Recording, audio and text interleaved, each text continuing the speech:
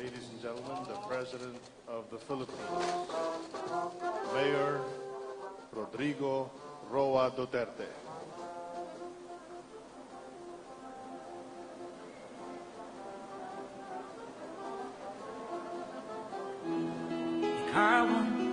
Ladies and gentlemen, the President of the Philippines, Mayor Rodrigo Roa Duterte. Sawa na ang bayan ko sa magnanakaw na tao.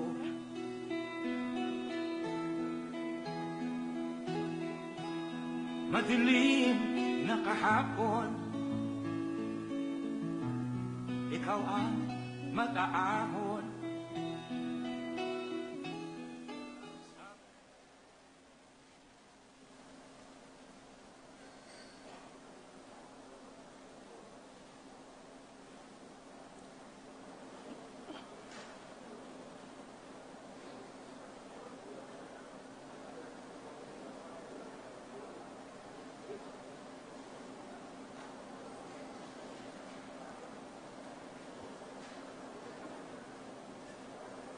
Si Freddy Aguilar, nagsawa na sa magnanakaw, kasawa ko na sa biyahe.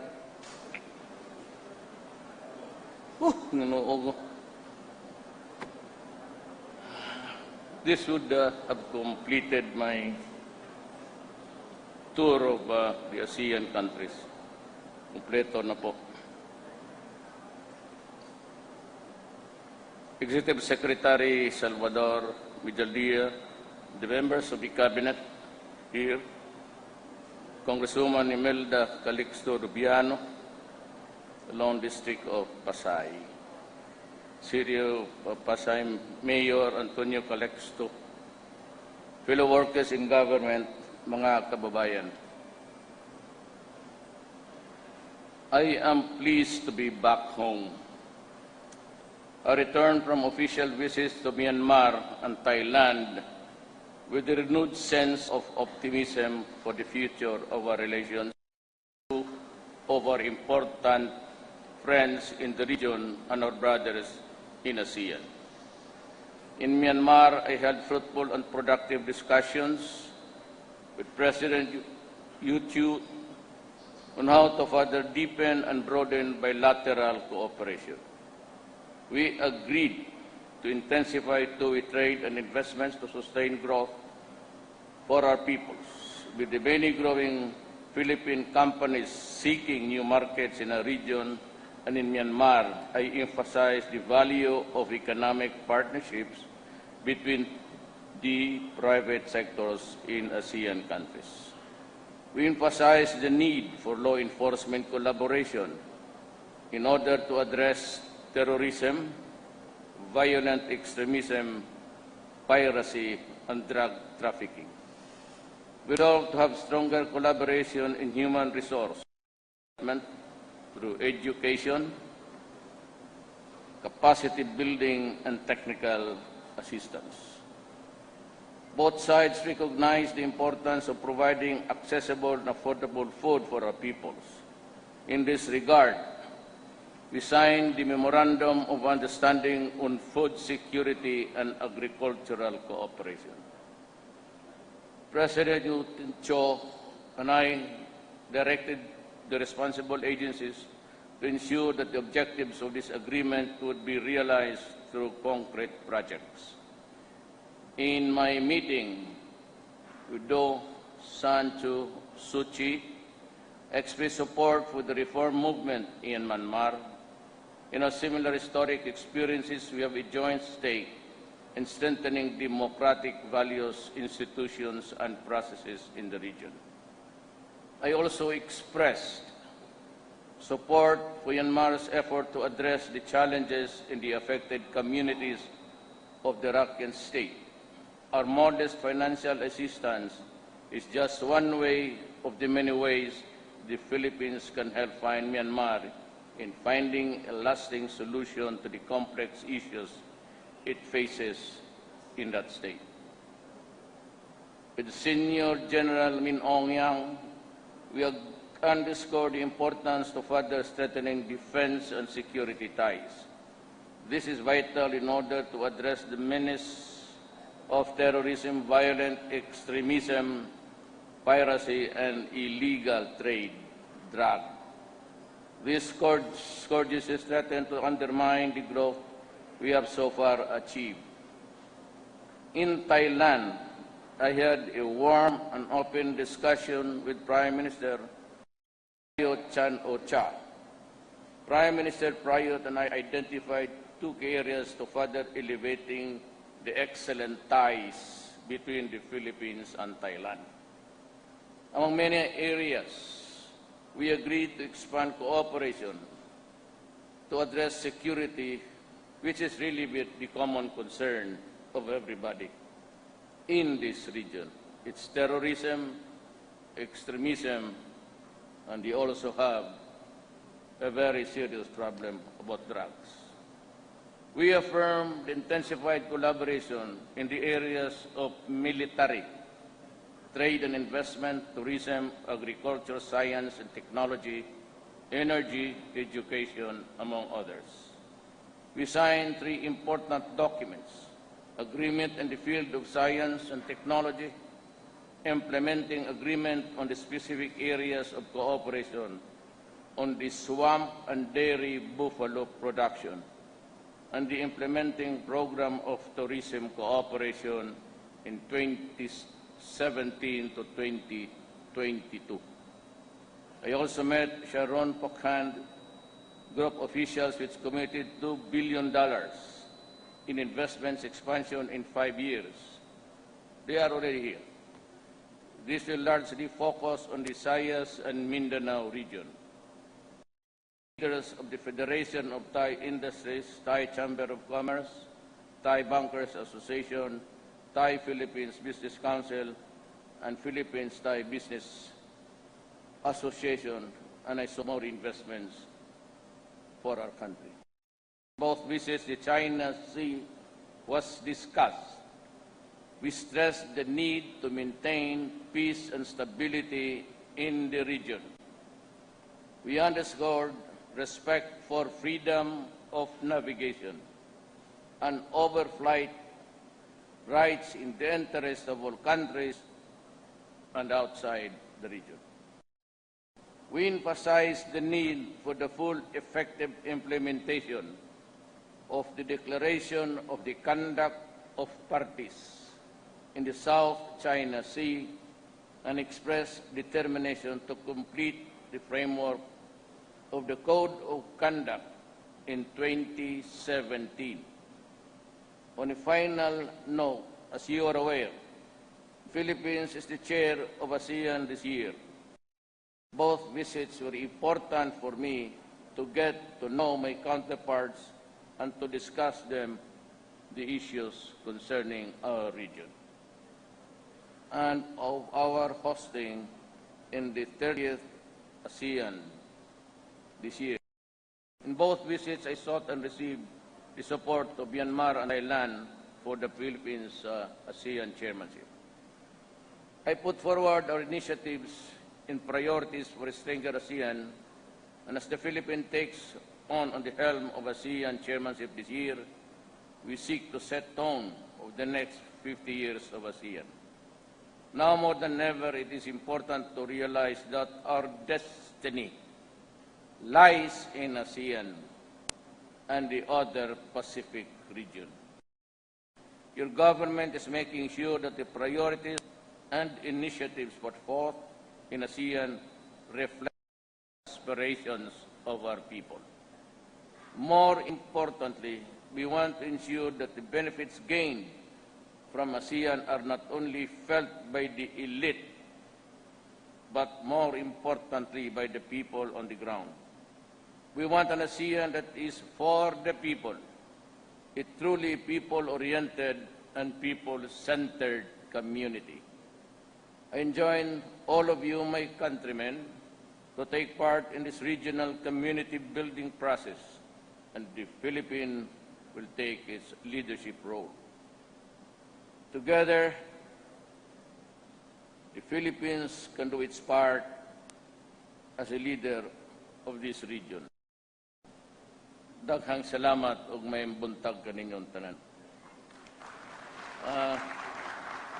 Can take some few questions. Mr. President, we have a question from CNN Philippines. AC Nichols. Ikaw talaga ang first, ma'am. Good morning, sir. Welcome back. Mayong buntag, ma'am. Sir, you'll be celebrating your birthday po next week. It's the Tapos first... na po.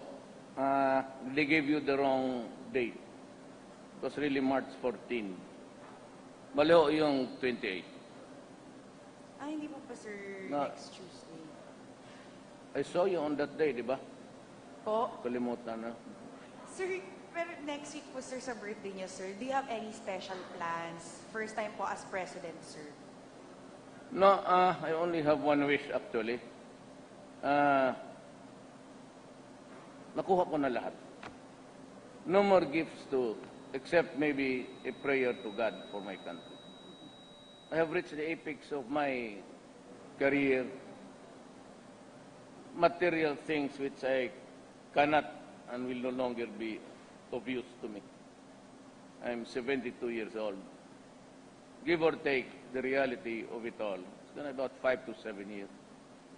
I'm about ready by that time also. By the time, God willing, if I complete the term, I would be walking slowly than when I enter. Medyo saguyod na sa Bisaya. So, my wish, really, my prayer to God is that bigyan niya ako ng kunting lakas na lang to do overwork time because it is needed. 24 hours is not really enough for the presidency. Unless you want to sleep more than just about 4 hours. I get to a lot of the state documents. And just to be careful, because I'm a lawyer, I'm really to understand what I'm approving. Mahirap na po ma-impeach. Sir, it's going to No be more, pag na-impeach tayo. So, extra careful, extra judicious. And that's, I only ask God that give me a little bit of time, a little strength to surmount the problems of the country and that I'd be able to, not really to solve, but maybe mitigate some of the rigors of governance. At ang problema. Ang hinihingi ko po lang, tulong lang sa Diyos at kunting o maraming pagka people will understand what I'm doing. I am really, hindi naman ultra, but we'll have just to deal with seriously the problems of, I hope to, there's a back channeling going on, I must admit that. But there are certain conditions to me which are no longer negotiable. So either I have it before I embark on another journey of peace talks. To me, this is very important, and I've said it before, I would not want to overemphasize it. It might irritate the old ones. But ito yung talagang, this is it. And if you don't accept the conditions that I have imposed, I'm sorry, I cannot deal with you anymore. One is that, one is they have to stop. Yung iba lang sabihin ko. The forced taxation must stop. Second is that they are been talking about the territory, that the soldiers of this republic cannot enter into territories they claim it is theirs. You know, I do not recognize any territory belonging to any group of persons. Only the Republic of the Philippines owns every inch of our territory, period. Third is that maybe I would ask for the release of all prisoners, soldiers, policemen, and civilians. Those would be the basic If they cannot give it to me, then I'm sorry. At this early, I would say that I would have tried everything, but these are the demands that I cannot negotiate anymore. It sets the tone of how a republic, how a country would deal with the enemies of the state. Nothing short of it. Hindi ko pwede yung...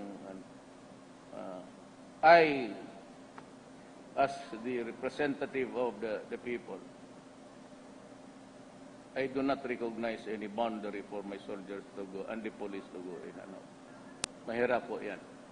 But all others, including the upliftment of the Filipino and reform, I would not confiscate but would improve on what is being done now. What was really lacking was the support. Yung equipments, the seedlings, and the time when they are in the waiting period for their plants to grow and harvest. Parang ganon. Anything that benefits the Filipino. Bibitawan ko ang the last centavo sa Republic for the people. So just a quick follow-up, sir, on your birthday, sir. Is it going to be a quiet day with your family in Davao, or are you spending it here in Malacanang, sir? You're back again to my birthday? Yes, sir. Sorry, sir. Sir, Ayaw mong nawala sa akin. Tama ka. I'm a liar when it comes to that thing about birthdays. No, historically, ayaw ko magpadrama. Pero kami noon, migrants lang sa Mindanao. And neighbors, Sunny Dominguez are neighbors, but it's not the neighborliness. Kasi nagtitipid yung pamilya, all that we did, and every one of us, I don't know, but most of my siblings go, we follow the same rule. We just sleep it off the day. I would be very glad to spend my time with my newest grandson, Stone, and the rest of my children and grandchildren. That would have been the greatest gift that I can ask in this planet. Yun sa akin, tama na. And for those who, may natanggap na kasi ako, you know, I'm not trying to be a spoiler. Wala rin akong drama kasi totoo. Kakasabi ko lang nga, na ibigay na ng Diyos ang lahat, ang dapat ko. Because God would only give you the things that you deserve. He does not give you things that you do not deserve or are not entitled to. So, naibigay na yung ng Diyos sa akin. I have reached, I said, the highest, the apex of anybody's dream. If you have something for me, some are very expensive, you know, I do not need it anymore. Saka paski bigyan niya ako ng mga diamante for every finger, I cannot wear it. Otherwise, I'd be stupid. And even watches and all. I stick with just what the ordinary people wears. Alam mo, maybe someday, but I said I'm too old for that. What will be the point of wearing a big diamond? You are 75, 76. You are better off with going to church every day to make up for the, you know, babawi ka pa doon sa mga pare. Baka gusto mo, ariglo na lang tayo. Pero wag mo na ngayon kasi left and right ang ano ninyo. Hindi naman tama yung iba. Especially sabi ko nga sa inyo, if I will stop sa droga, if I mag-atras ako, I would have placed the next generation in jeopardy. Million kasi. Sabihin niya lang ninyo, 10,000, controllable number. Pero with a million, sabi ni General Santiago sa PDEA noon, during his time, ni peg it at 3. Tapos kay Bato ngayon, plus 1. I-maintain na lang natin. Let us put it at 3. Walang incremental increase. 3 million cuts across the country. Everywhere, the 3 million are distributed in all of the places of this country. Tapos, papaano yan? I'll give you an interesting point. I'm just being a lawyer. Kung itong mga drugista na ito, continued use of shabu and the drug will cause the human brain to shrink. Okay? Now, palagay na lang natin at a conservative estimate of about 800. Talagang unstable na. And they commit the crimes that they have committed before I became president. Do you know how many of them, right? It's almost 77,000 in drug-related, all over the country. 77. Who will now answer for this grievous period of our time? Yung nabibilang nila, yung patay ng pulis o lying dead there in the pool of blood, and then you go into dramatics. Well, how about yung mga bata, yung mga estudyante, yung pinapatay, yung ino-hold up sa sakyanan noon, 77,000 is 77,000. Who will answer, who will take responsible for their deaths? United Nations? Have you contributed a single centavo to the funeral expenses? Yung mga bata na pinatay, yung mga infants na ni-rape, who will morally answer for all of these things? Ang problema lumabas to when I was mayor, I thought all the while that it was just a community drugs. Never did I realize that it would hit millions of Filipinos. And you have the goal to call my attention and even threaten me of bringing me to... You know, I said, and I will say it again and again, in these stakes there, when I was campaigning. Alam ko, why did I get the 3? Where did I convince the 6 million? Tandoon nga ako sa Thailand. Maraming Pilipino. Anong sinabi ko? Vis-a-vis with the rest of the candidates. We are infrastructure, lahat, all the good things. I limited, mine was about 5 or 6 promises. I will stop corruption in government and it will stop. Magkayarian tayo dyan, it will stop. Then I said drugs. Then I said criminality. Then one of the things that I said I will allow the burial of Marcos. And I complied with my promise. Then you are mad at me. Gago ba kayo? Bakit hindi ako binoto? With the simple promises, hindi pa rin yun. Then I said I would allow the economic managers that I will ask to help me run government. Hindi ako makialam. Nagsabi nga ako doon sa Tungmayte, sabi ko, bigyan mo lang ako 3 billion, okay na. I will build the hospital sa Holo, Basilan, and dyan sa Mary Johnston. Okay na sana sa akin. I was overruled by my secretary. I told him in the plane. Hindi ako makialam. Then you decide, and he filed cases. So, di, pasensya. Mista ko yan sa class 67. I know him. And as a matter of fact, one time he wanted me to talk to Congressman Ungab of the 3rd District of Davao. He was the Ways and Means, and they were raising money for the sin taxes. And he came to Davao with that karton doon. Mabutit na lang ako yung nagbayad yung pagkain namin. I was the one who invited. Mista eh. Sabihin ko na lang, para walang...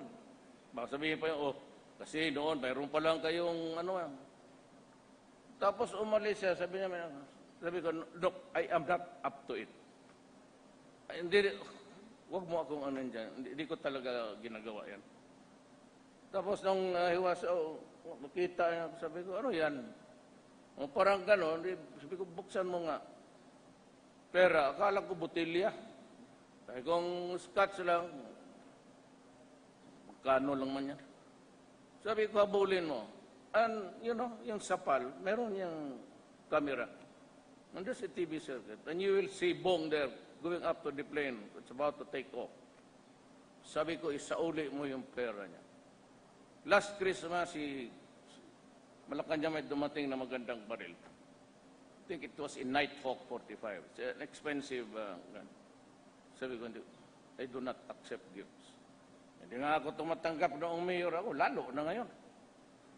Kaya ngayon kayo, marami man kayo, if you want to give me something expensive, just give it to sabi mo lang, Adre, President, yung ibigay ko sa iyo, binili ko na lang ng bigas, binigay ko. I'd be happier. Bigyan mo ako ng, hindi ko man magamit. Bigyan mo ako ng gold. Bigyan mo ako ng mga Rolex na gold. Putang, anuhin ko yan? Pagdating ko doon sa baryo, mabuti pa itong gagawin itong presidente ito. Tayo naghirap siya, nagka-gold watch. It's a drawback. When you become a public official, early on, because I was a son of a governor, my father exactly told me that behave in public. You only wear what they can wear. Do not buy things that they cannot buy. Kaya tayo, nasa gobyerno, I told my cabinet, if you want to travel, like it or not, they would always assume na gastos gobyerno. Nandiyan ka sa gobyerno. So take the kind of seats. Huwag kang magpano-ano dyan. Sabihin ito, mabuti pa ito. Mabuhay. So those are the things that you have to be careful about. Hindi ako, in birthdays, lalo na. Ngayon kasi, mahirap na lang tayo. Ano lang tayo ng manok, ha? Nilagay yung dugo, yung puting manok. Tapos yan. And then you go to the San Pedro Church in Davao, the cathedral, and you light a candle and make a wish. Do you know what my wish are? Of my wish were? That I'd be president, I'd meet you from CNN. That's about it. Thank you, sir. Atras lagi. Mr. President, the next reporter who will ask a question is Laila Salaveria of the Philippine Daily Inquirer. Mang, hindi ka di talk louder kasi nakatulog ako yung ears ko. Kanina pa ako, ayaw lumabas ang buang hangin. Medyo mahina. Good morning, sir.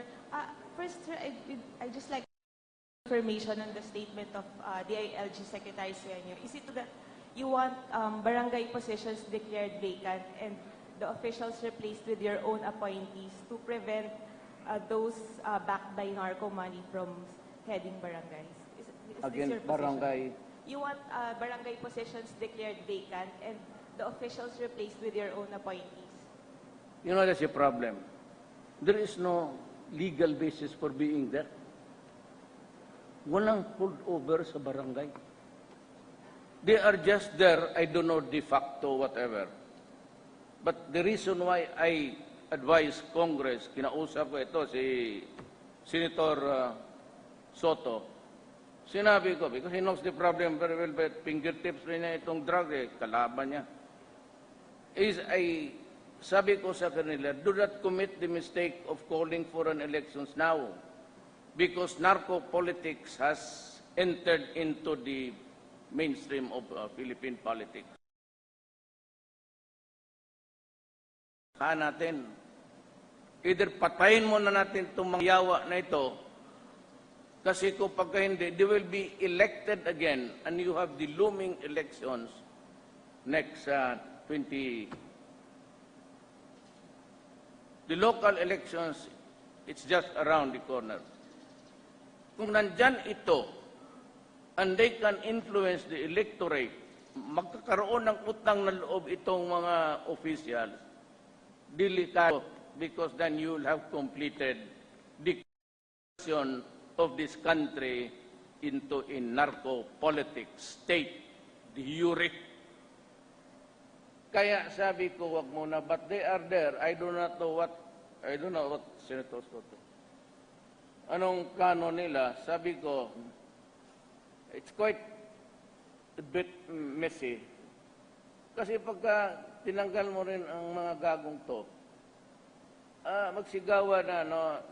We are looking for a way to appoint na lang the barangay captains, but the mechanism of how to go about it, select them. Ako, I can, but you know, it's always the president who has the power to appoint. But I'm going to compromise with the church and everybody. They can nominate 3 citizens from, pagka magsabi ang PDEA, pati ang police, and the military, that they have no connections with the rebels. That's one. Second is that they are not into drugs. And third is that they are not really the leaders of politicians.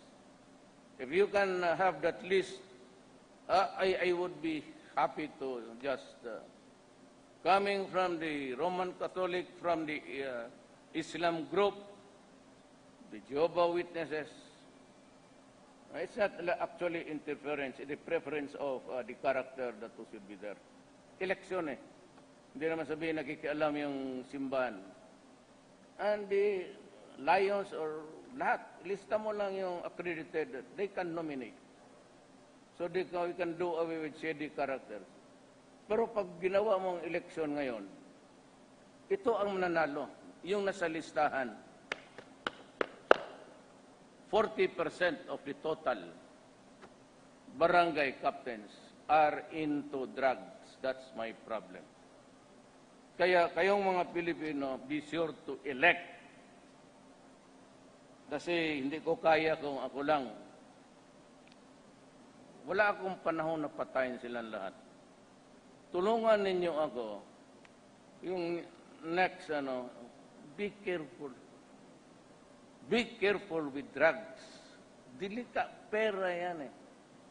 Tinanong ko nga, I ask somebody sa plane, how long did it take you to earn your first million? Tanongin ko si, he need not answer, tanongin ko si Speaker Villar, Sir, kailan ka kumita ng first million mo, second million? Years yan. Lahat dito nagtabi. Drugs. May ulol na mayor. He distributed drugs on the east side. Yung Udikta na yun was on the west side. And how many Filipinos are deranged now because of their activities? They cook drugs, 2 months, they are millionaire. Kaya marami pumapasok dyan. It's the greed, money. Bantay kayo dyan. It's easy to produce and you destroy a generation of Filipinos. Kaya nga ako sa OFW, let me lecture 2 minutes. Kaya dumudugo yung puso ko. Nakita ko sila lahat shouting, Duterte, gano'n, with all the adulation and clapping. But what was in my mind? Well, I was looking at them. Yung pagod nila, nandoon nga sa ibang bayan. Yung sa ibang countries, 2-3 oras lang ang tulog. Because they are transferred from one household to another to clean. So itong anak, walang helper, doon siya. Then he has to clean the room of another relative.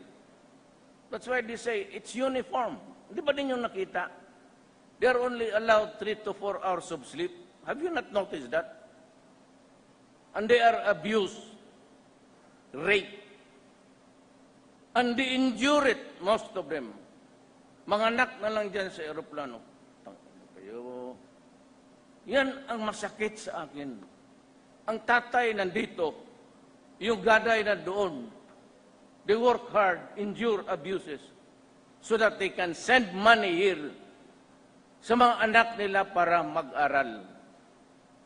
And after years of toil, madisgrasya, mag-uwi dito, nakita nila anak nila, babae, naging whatever, o hindi, na biktima ng mga durugista.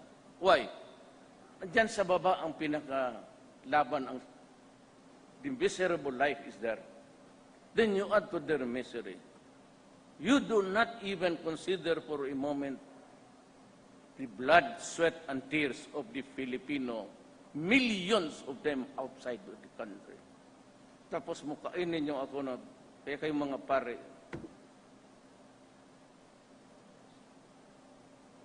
yan, 10,000? Papatay ako ng 50.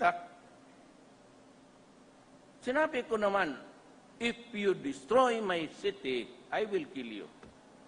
If you destroy my country, the more that I will kill you. I said, I will kill. Sa awa ng Diyos, wala pa akong pinatay ni isa ngayon. Kung hindi kayo bigay, hindi ko sinabing utusan ko yung pulis, pati sundalo magpatay.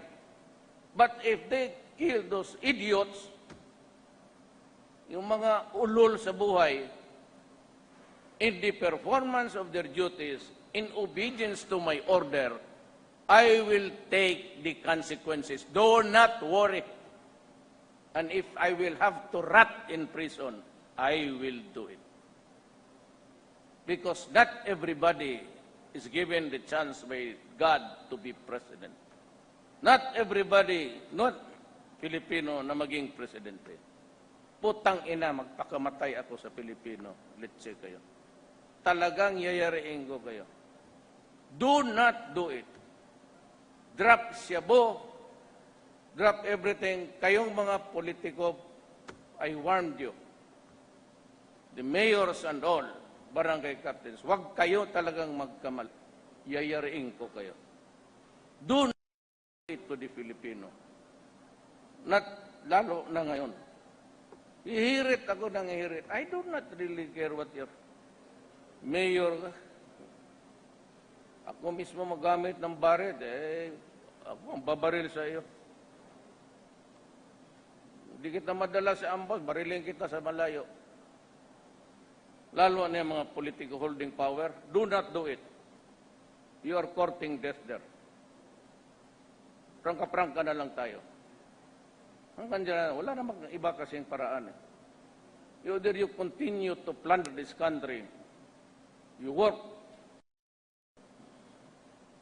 you inflict misery and agony sa mga kababayan ko. At ako yung presidente ngayon. Who gets the blame? Who will answer for this? When at this time, lumabas itong mga to, we never realized that it would hit millions. And when did it happen? During my term. Hindi ko maipasa ito kay Aquino. Hindi ko mapasa ito kay Arroyo. Nandoon pa pala mayroon ng, sa amin mayon panahon, hindi, ikaw yung presidente ngayon, hindi, solve it. Ngayon, ako, sige. Yung pala gusto ninyo. Kayong mga pare, you're put on notice that I will not, hindi ako atras. Even an inch, I will not. I will suffer the consequences you want. I will answer for my deeds and for my order. Arrest them. Mas gusto ko matulog sila dyan. Putangin. Yan, sa kulungan. Alam mo, matutulog sila nakatindig. For the utter lack of space. Good. Hindi ko naman kailangan patayin. Mas gusto ko patindig yan nakatulog. Hindi ako maggawa ng bagong kulungan. Tama na ganyan. Human rights. Gusto ninyo kayong gumastos. So if your hearts are bleeding outside, yung iyo, pati ano, yung iyo, they keep on harping on us. I could not understand this iyo. Alam mo, iyo, between the years 1914 to 16, there was a war. the Archduke of Joseph Ferdinand was assassinated. Then the Second World War. First World War, kayo-kayo yan, mga gago kayo. You know how many died? 90 million Europeans. Do not give me that shit about that happened a century ago. Things do not happen. You are as good as you are now in with your conscience. Remember, pinatay yung isang sa Duke. It was known then as Prussia, Germany and Austria. Then they went to war. Kalaban nila, sino? O di France, Russia. Ayun, that was the First World War. The Second World War was, sino nagpatayan? Di kayo. Huwag mong sabihin yung konsensya noon ng mga lulo din nyo, mas magandang kayo ngayon. Tapos tayo pakialaman lahat ng ASEAN, if you want to know, kasi iniipit ninyo may death penalty sa Indonesia, may death penalty sa Malaysia, tapos pinipressure ninyo yung mga leader. Kaya puro reklamo sa inyo. Na ayaw nilang magsabi sa inyo, hoy mga gago kayo, putang ina ninyo, huwag kayong makialam. Ganon, di ako na magsabi sa inyo, puro kayo ulol. Sino bang gustong pumatay? Especially your countrymen. I was just happy to hang you if I have the preference, I'll hang all of you. Marunong kayo you're putting us down, you're exerting pressure on every country na may death penalty. Why are you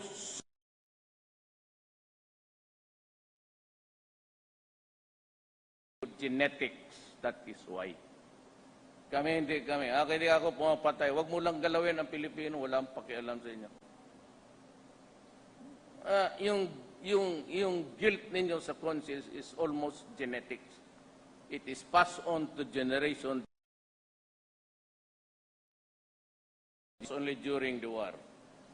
It was only during yung colonial days. And you still insist about, we are trying our best to strike a deal because Jolo was never conquered by any who was ang Mindanao. But still, he was part of the Sri Visayas Empire of the ancient Malay race.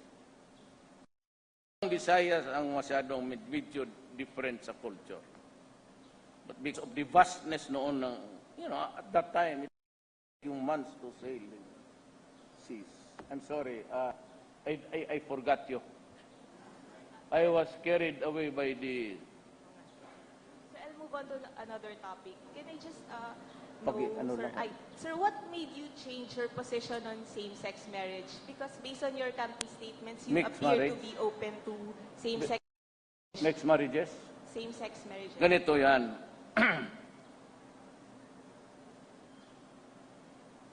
You're a Catholic. The earth is 5.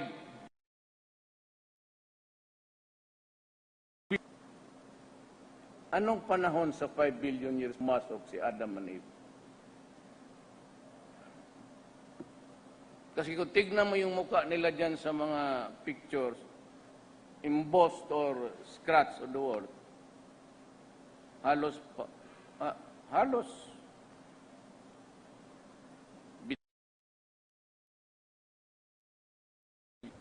mukhang unggoy.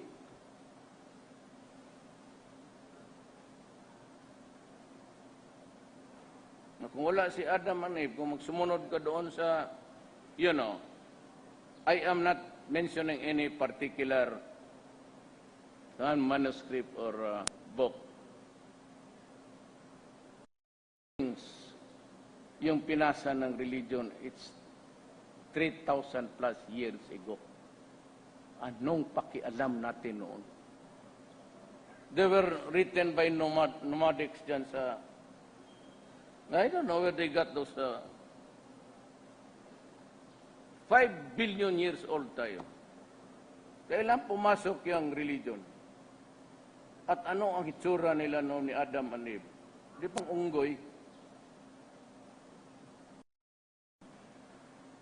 Meaning to say the incongruity of it all. Totoo talaga. When was Christianity invented? Of the 5 billion years na nandito tayo. How many civilizations long before us? Ngayon, ako, I am centered on the human being. What pleases your existence? Isang daanan lang tayo sa buhay na ito. Kung ano ang makapaligaya sa isang tao o dalawang tao, kanila yan. But for the reason that there is a law which says, in the family code, sa ating civil code, that defining the relations of man, our society, marriages, birth, everything, it says this marriage is always between a man and a woman. If I allow it, then I would have violated the law. Pero kung ano, tanungin mo ako, kung anong makapaligaya sa iyo, gawin mo. Isang beses dito. Never to return back. This is one straight deal. Kaya kung anong makapaligaya mo, you go out of this universe happy and fulfilled. If it makes the gays happy, let them be. I do not condemn anybody there. What makes you happy? Good. Just don't violate the law. Period. Mag-chik-chik ka dyan kung anong suyupin mo, wala akong pakialam. Kung kugon o ubus mo, di okay. Huwag mo lang kasi may batas eh. At sumubra na talaga abuso. Imagine reaching the million mark. Sino naman maligayahan yan? Tapos nandito yung makialam. Masabi, dead na ta. Son of a bitch. You're pinatay, marami kayong daldal. E paano yung mga bata? Paano yung mga matanda? Paano yung mga inosente na walang kalaban-laban? Ni-rape. Sino ano nito? Itong animal na ito, the choice. Going into drugs or not. Itong pinatay nila, wala talaga itong choice. Yung inold up nila, binaril nila dyan sa bus, binaril sa galing sa eskwela, waylaid, then raped, then killed. Nobody's grieving. Actually, itong mga EU, yung NGOs, mag-count kayo, madali yan. 50, ilan? 10,000? Gawain ko pa 50,000 yan kung gusto ninyo. Sige, you still protect them. Pag lumaki yung mga ulo nito kasi protektado sila ninyo, hindi ako maniwala sa inyo. Yung ibang presidente, sa akin, wala yan. You are expendable because you are into a lot of bullshit in this. I will not allow it. Not during my term. Hintayin lang kayo. After 6 years, then you go back to... Ngayon, suspended ang vision ninyo. Choose. Choose. Kaya yung Lady of Justice, nandiyan yan eh. Di ba, nakaganon siya? Hindi naman minsan. Minsan, hindi yan sumusunod. Ganon yan eh. That's justice. Yung babae ng blindfold, minsan tumihirit yan doon sa bayag mo. Mili kayo. Hindi yung bayan ko tapos sirain mo ng ganon. Hindi ako pa hero-hero. I'm not a Rizal. I'm just nobody. But do not fuck with my people. God damn it. Huwag ngayon. Good morning, Mr. President. Welcome back po. Sir, last Tuesday, may nahuli na isang member ng Maute sa Quezon City. And PNP Chief De La Rosa raised the concern that maybe yung Maute has already entered here in Metro Manila and has established presence po. Sir, how serious and up to what extent po yung threat na nakikita po natin on Maute dito sa Metro Manila specifically? And do you have any instructions to the police or to the military on how to counter these security threats? You know, even just the connection of Maute is very serious to me. And I have said before, I was think it was in Lasal during the debates. And ako lang ang sumipot. Sabi na, how would you deal with terrorism? My answer was, sa yung Mindanao, I'm warning you, yung mga kadugo ko na Maranao, tulungan ninyo ako. Because I have warned you, hindi ako kaya ng ibang presidente, pabigla-biglang Marcelo. I just warn you now. Now is now. Tulungan ninyo ako. Kaya dyan sa Mindanao, pati yung mga bata na pati pamilya dumadaan, isang pamilya, pinagrarakrak lang dyan na walang because yung bangag, the terrorism there is fueled by drug money. So they earn fast. May mga maraming bilyonaryo because of drugs. I use the word harshly. But I would not. You overdo things. You put bombs in schools. You bomb in mga IED dyan sa mga eskwela na mga bata. Then you have forced my hand to declare martial law. Martial law, hindi ko na kailangan pumunta ng korte para magkuha ng search warrant of arrest. Ang tawag nila dyan, aso. Pag ako ang pumasok sa Mindanao ng martial law, I will see to it. Tapos ang lahat. Mag-martial law lang naman ako, yung lahat ng problema ng bayan dyan sa Mindanao, tatapusin ko talaga. Gagamitin ko yung aso. Wala na akong pag-search warrant, wala nang sabi ang korte, bawal yan. And I would use the powers of the presidency to the hill. Pagka pumasok ako, sigurado yan. Ang kumakuha ninyo, puro aso, puro aresto, and maybe I will just also create courts. I will allow the military to try you and to put you to death by hanging. Huwag ninyo akong pilitin. Kayong mga may pera na, tama na yan. Huwag ninyong galawin ang mga bata, yung mga inosente. Walang kamuang-muang yan sa diferensya natin. Ako, inaantok na ako, pero I'm taking time to take questions because mabuti yan, dumating na tayo dito. Ulitin ko, pag ako ang nagmarsyalo, tatapusin ko lahat ng problema. Hindi lang sa droga. Then, ang bayan natin, dadive yan. Pasensya. Wala na akong magawa. It's either I save the republic or and prevent exploding. I will be harsh. And harsh is harsh. Do not try it. Do not try it. Kasi kakasahan ko talaga. Do not do it. Please. Yes, sir. Morning po, Mr. President. Julius De Samburan po ng PTV4.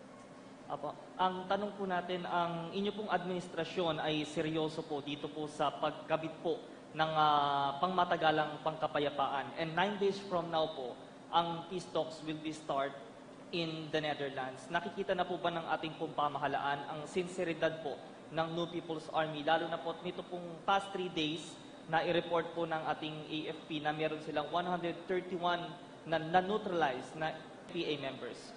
Your thoughts about this, sir? Never, but there will be no releases this time. I am at that. Yung last release ko yun na.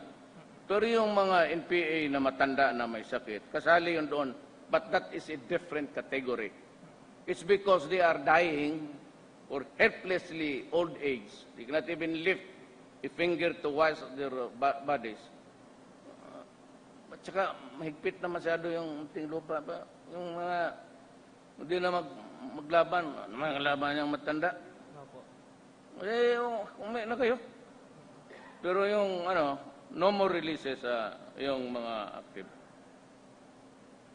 Sila rin nandoon na tayo, nandoon na kami, and with a very slight difference in the how to look at the problem, sinira ninyo. At tapos, naglikir ng ceasefire, unilateral, wala pa nga February 10, February 4, pinagpapatay na ninyo ang sundalo ko, pati polis ko. Kalukuhan yan. Ayoko yan. Thank you po, Mr. President. Huwag ninyo akong pahiya sa mga... No, I'm committed to serve the Republic of the Philippines. I'm not there to please anybody. Ma'am. Mayong buntag, Mayor President Duterte. I'm Ayi Macaraig from the French news agency AFP. Agence Presse. Agence France Agence Presse. Presse Internationale. Yes, sir. Bonjour. Ambija mo bonjour. Ça va bien? Vous, sir? Ano Ça yan? va? Medya mo bonjour? Ang medyas mo butas. Bonjour. Sir, Medya- Yes, my ma'am. question on China. Sir, before you left for Myanmar, you the Philippines cannot stop China from building on Scarborough Shoal because you want to avoid a war and the loss of lives of our soldiers. Senior Supreme Court Associate Justice Antonio Carpio has suggested several options that are not related to conflict but diplomacy, like filing protests or possibly sending the Navy for patrols in Scarborough, and what he said, refraining from statements that seem to waive our claim. Are you open to other avenues of dealing with China that do not involve war? This is what I said in China. And it was bilateral, and the defense secretary was there. My security, national security advisor was there. It was a bilateral. I said, I come here in peace. I am not asking for anything para hindi tayo magmukhang kawawa. I just want to shake your hand. But since you had this animosity in America, you have identified us unjustly on the American side. We do not share the American ambition or the aspiration to be the police of the world. I said, I just want to trade with you, and I want business because my country needs the money, the investment. But certainly, during my term, before it ends, or in the middle of my administration, there has got to be a time when I will confront you with the arbitral judgment. Sinabi ko yan. Well, sinabi nila, well, China, South China Sea is ours. Well, that is your view. That is your historical basis. But I have this arbitral ruling. So what do you suppose? I said, ikaw. Sabi ko, ako, as I said, I want to trade with you because you are a very prosperous country. I need the money. So in the meantime, I'll set aside. But I said, remember my caveat, that I will bring it up at someone. When they shall have dig the minerals and the richness of the bowels of the sea. Bakit ako makipag-away ngayon? Then, in that statement of Mr. Carpio, Justice, and everybody else, let me tell you now, I was informed that they're not going to build anything sa Panatag out of respect for our friendship. They will stop them. Hindi nila gagalawin yan. Sabi ng China, huwag kang mag-alaala, kaibigan tayo. I will not tell you the source, but certainly from the ground. We will build. Pero yung sa iba, sabi ko, then yung gate na lang galing Indian Sea. Pagawa na lang kayo ng floodgate dyan. Diyan, bahala kayo. Dito sa atin, no? Basta yun that was the assurance given by the Chinese government. They are not going to build anything sa Panatag because they want our friendship. They'll do anything to place it in jeopardy. Sir, just to follow up, when did they give this assurance to you personally? When, sir, did they give this assurance to you? that they will not build on Panatag Shoal? China has a word of honor. Alam mo yung kaibigan kong isa sa likod ko ang hindi. Putang ina. Ito ang dublikara. But you know, but China, kung anong sabihin niya in good stead, talagang ginagawa niya. Kaya ako nagpunta sa China, may kapagdamano. By the way, my grandfather is Chinese. But, you know, that's beside the point. Kung magkaupakan tayo, okay lang. Pero, no. There's nothing to do with that. I know more sa kanilang ugali. Labi na, person in authority noon. Pag magbitaw ng salita yan, hindi dito, may State Department, may ano doon, may putar. Kung ano-ano nang gawin sa iyo. Sir, just last from me. Sir, during the campaign, you said you were applauded for saying you would go to the disputed islands on a jet ski and plant a Philippine flag and say that this is ours. 9 months into your presidency, has this stand of yours changed? What changed? Sabi nila, huwag ka na magpagod-pagod yan. Gusto mo kunin ka namin ng helicopter, dalhin ka na lang namin doon. Magmerienda tayo. Ganon kami kaibigan ng China, pati yung military nila. Medyo matatanda na nga. Pero, kausap ko, bakit ka maya-maya makasagasa ka pa ng pating dyan, walaan ka pa ng paa. So from jet ski, sir, to Hindi, helicopter. ganon ang reparti nila. Yung kumakain kami. Sabi niya, ang nagtanong isang general, mag-jet ski ka? Sabi ko, bakit? Gusto mo pumunta doon? Sige. Wala ko ka ng helicopter, daling ka namin doon. Dala ka ng flag doon. Mag-arang bayang mag-iliw tayong lahat. So, what's the use? You can go there anytime, I said. I told them, ganito yan. Since you are claiming it, I am claiming it. Do not impede our travel there. Sabi ko, my Coast Guard, not the gray ships, what in Navy, wag. They can go there and visit you, shake your hands, and you can park dito sa amin. Wala akong sekreto, sabi ko, you can travel around the islands at magbabay ka lang sa mga fishermen doon. I will not, sabi ko, you can pass by my territory.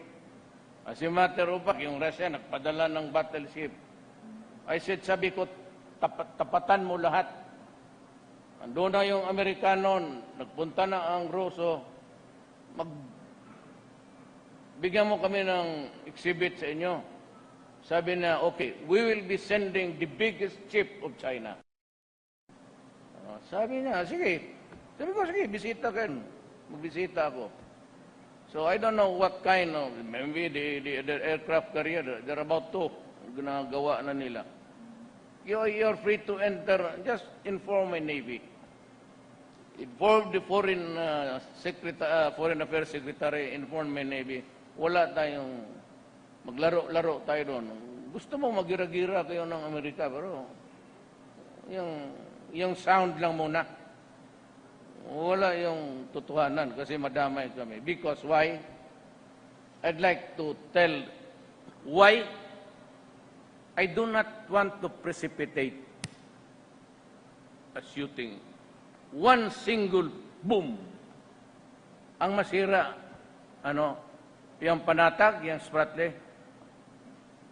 Ang masira yung Palawan, yan unang puputok kung hindi kayo bright. Why do you have to go there and look for friction? If friction could cause an explosion. An explosion, there's always the unchanging rule dyan. Alam mo hindi ako bright, pero abogado ako. The reality is miscalculation. Baski sa military, sinabi ko lahat yan. Be careful of miscalculation. An explosion can lead into a friction, a shooting, then you can have war. And before you know it, bakbaka nila yung Palawan kasi nandyan yung mga Amerikano, pati yung equipments nila. Be careful of miscalculation. Total, nagsabi na ako sa kanila, tama na yun. And they have sent to, they will not build anything there sa Panatag out in reaction, not of my statement, in reaction to the statement of itong sila. Sir, clarificatory question lang para sure. You said to China they're free to enter Panatag. You're referring to Scarborough Shoal as long as they ask for permission. Huwag tayo maghanap ng away. Okay. It's only it. Alright. If they come here, fine. Okay. If they want to pass the territory, just inform the Navy. Just inform the Armed Forces and the Department of Foreign Affairs. Wala tayong problema. Hindi ako maghanap ng gera. Kasi kung maghanap ako ng gera, nako, papasubo ko yung bayan ko. Maganda na ang trade natin. Do you know that ang ating banana industry had recovered? Doble na tayo ngayon.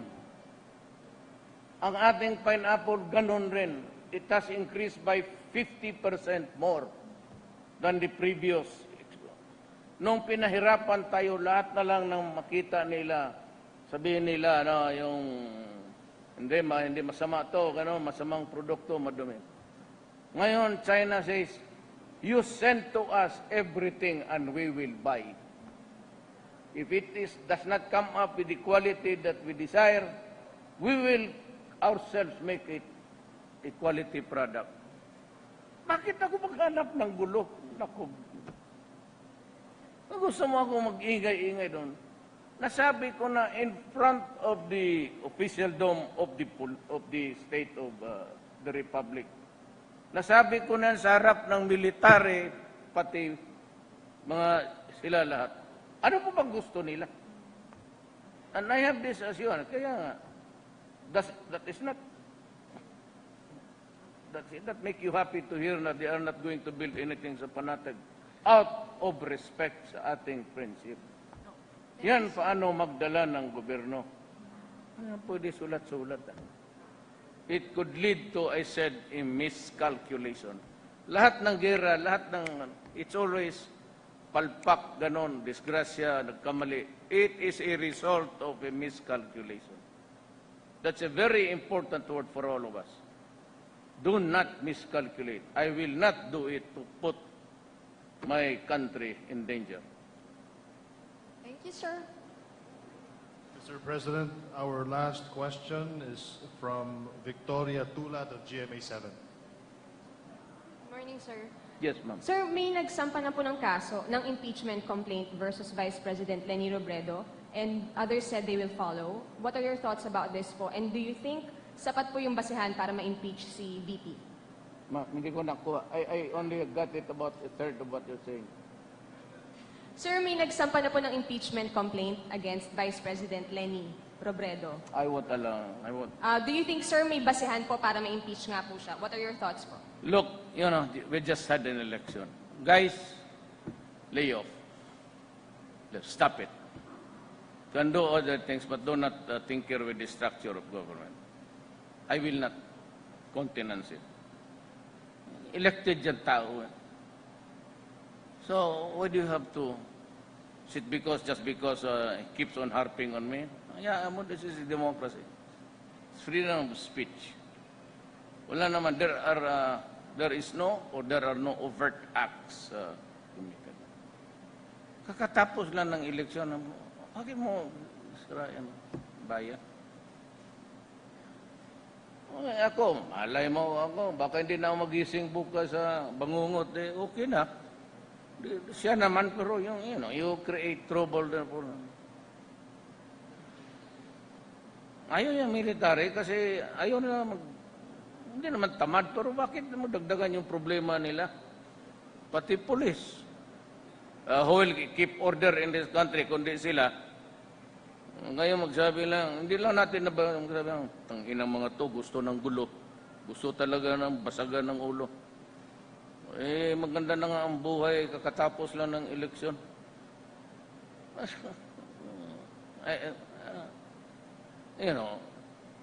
This is a democracy. Leaders are elected.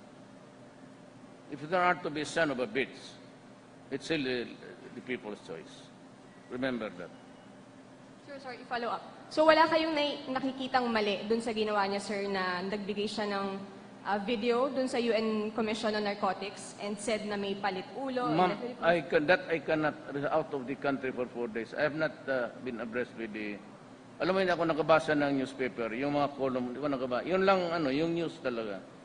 But wala akong nahawak ng newspaper. Usap na lang tayo ngayon, gusto mo? Pagkatapos, you brief me, and maybe tomorrow I'd be ready to answer. I'll call you first. Ganda ng smile mo. Taga-GMA talaga. Thank you so much for your time, Mr. President. My Members of the press, countrymen, thank you. that's about it. Salamat po. Thank you, everyone. Good morning. Hindi, lamanuhin ko lang ito. Ikaw ang Pangulo para sa pagbabago. Sawa na ang bayan ko sa magnanakaw na tao.